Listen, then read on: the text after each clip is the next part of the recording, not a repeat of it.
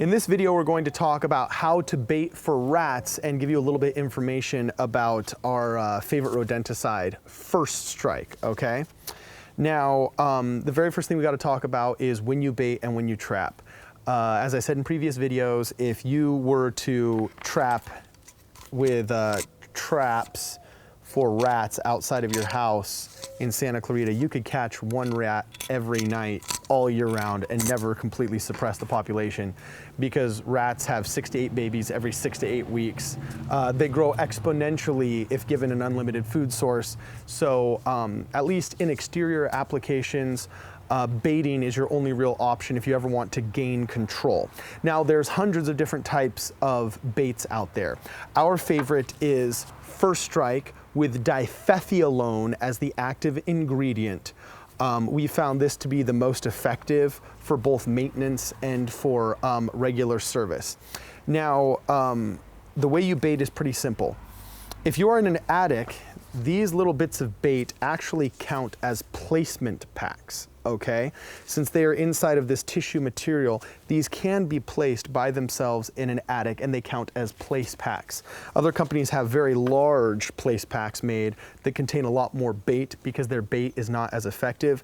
These small place packs, they can be used in an attic. However, we don't recommend that you put place packs in an attic unless it's somewhat of a last resort, because when they eat poison, the rats will scurry off, they'll get lethargic. The poison is actually, difethialone is actually an anticoagulant that thins the blood of the rat's brain until the rat hemorrhages, and it kind of dies wherever it's nesting. And when you and I are sick, we don't feel like going to work, we don't feel like going to the movies, we don't feel like hanging out with friends and socializing.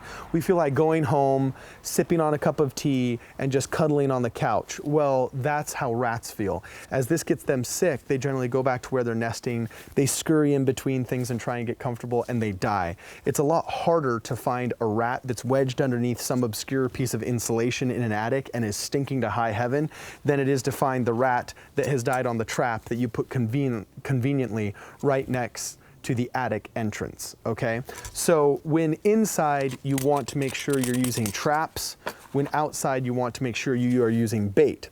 Now, on the inside, you can put this down by itself, but on the outside, you cannot. Why? Because it's far too easy for non-target species to consume the bait. You don't want to just put 7 packs of bait out in the backyard and then watch Fido, their dog, come by, eat it, and then now you have a veterinary bill. You don't want to actually poison a non-target species like raccoons or like possums, or heaven forbid, some kind of endangered species, especially around Griffith Observatory. They're worried about mountain lions and bobcats, so they ask you to use only first-generation rodenticides and not to place these outside, right? So you have to be careful about non-target species, and the way we be careful is we place our bait in bait stations. Now, in previous videos, I've spoken about how to manufacture these bait stations so they're compliant, but in a nutshell, they're little houses that hold the poison. They have holes on the side so the rats can enter, eat the poison, and leave. They do not die inside of the bait station itself. That would cause a horrendous smell. What they do is they come in, they eat the bait, and then they go, and they usually die where they're nesting.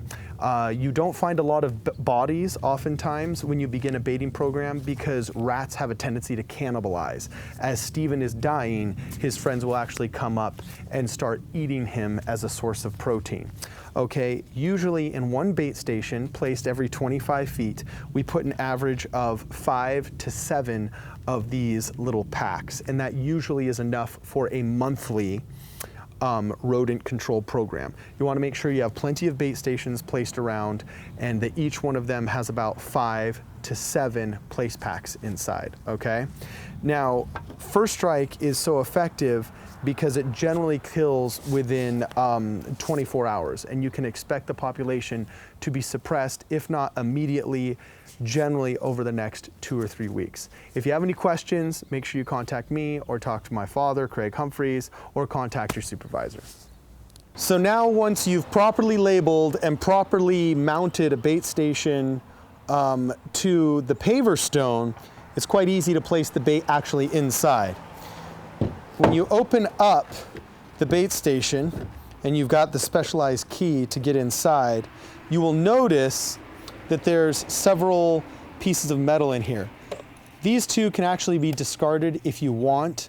They're a little bit useful if you have block bait, for those rare circumstances that you have block bait.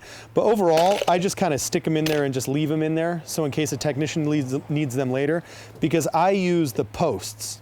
And the easiest way to put the pesticide on is simply just to skewer it down on the posts. Now, as I said, we put 5 to 7 of these inside of the bait station at once. So here you can say and see that I put in 6.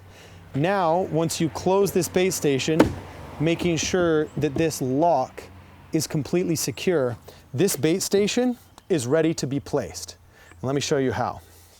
When you're looking for locations to place bait stations, you want to look for areas that are up against the structure that you're trying to protect, or are within immediate proximity to some kind of construction or landscaping element that's infested with rats.